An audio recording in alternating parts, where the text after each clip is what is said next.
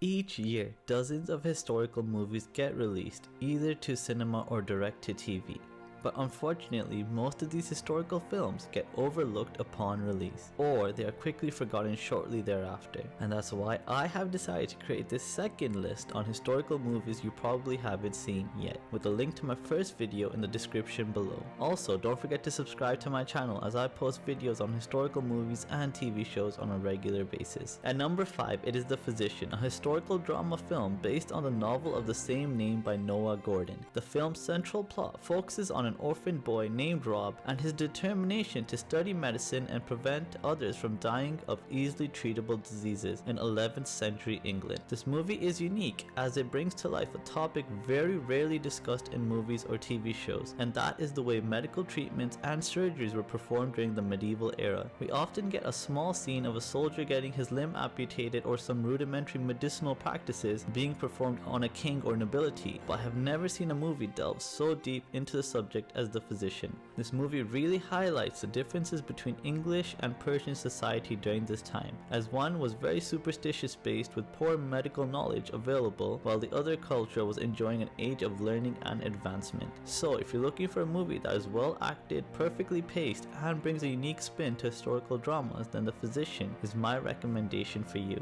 At number 4, it is The Fortress, a South Korean historical drama which depicts the second Manchu invasion of Korea in 1636, resulting in King Inju and his retainers having to find refuge in a remote and poorly stocked fortress. The central story is around the court politics and intrigue for power that ensues as each advisor to the emperor tries to advise on the best way to deal with the invading army. Some advisors recommend the king become a vassal to the King Empire, but majority of the advisors are trying to influence the emperor to have an all-out battle and call for reinforcements and send the enemy running back from where they came. This is a unique film as the emphasis here is mostly on court politics and the importance of words in a war rather than swords, resulting in majority of the film focusing on conversations between characters and the decisions made by nobility and their impact on the common folk. So if you're looking for a film which focuses less on large battle and more on the small intricacies of war, then The Fortress is my recommendation for you.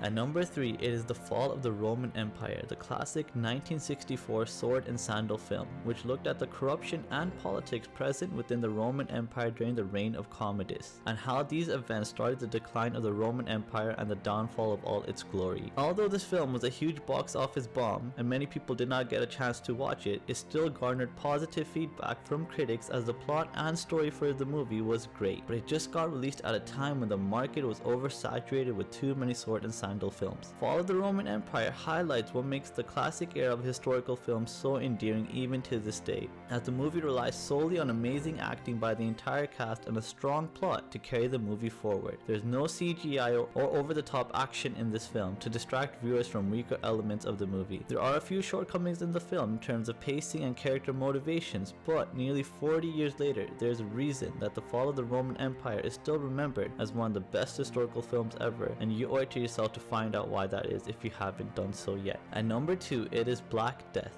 a film that does a good job of mixing two different genres, horror and history, together, and with the focus being on the breakout of the bubonic plague, it is a historical topic which can indeed be utilized effectively in a horror and supernatural genre. The Black Death does a fascinating job of displaying how the superstitions and customs in medieval England during this period would have caused mass paranoia as the bloody disease continued to spread across the land. This film has an interesting but not very original plot, and Sean Bean and Eddie Redmayne do a good job of carrying the film, which needed the strong acting to cover the various plot holes and missteps of the film. The Black Death is a great film to watch on a free evening as it does a fantastic job of blending horror and supernatural elements within a historical genre. And even though it may not be a revolutionary or original film, it is still a highly enjoyable watch nonetheless, and one that I feel most people have not had a chance to see on their screens yet. At number 1, we have Imperial Augustus, which is my favorite film of the Imperium series, and it depicts Augustus's life in a first-person narrative narrative from Caesar's assassination to his eventual last days as Rome's first emperor. This film is an extraordinary watch, and it really does a fantastic job of bringing Augustus's unique story to life, as he's arguably Rome's greatest emperor, but he seems to be regularly overlooked for TV shows and movies in favor of other popular figures such as Caesar or Caligula. Peter O'Toole is amazing here as an aging and weary Augustus, and his amazing narration and acting keeps the film intriguing from beginning to end. This is not a large budget film, which means that the film has to keep the viewer engaged simply with strong storytelling, amazing acting, and unexpected plot twists, which the film does magnificently.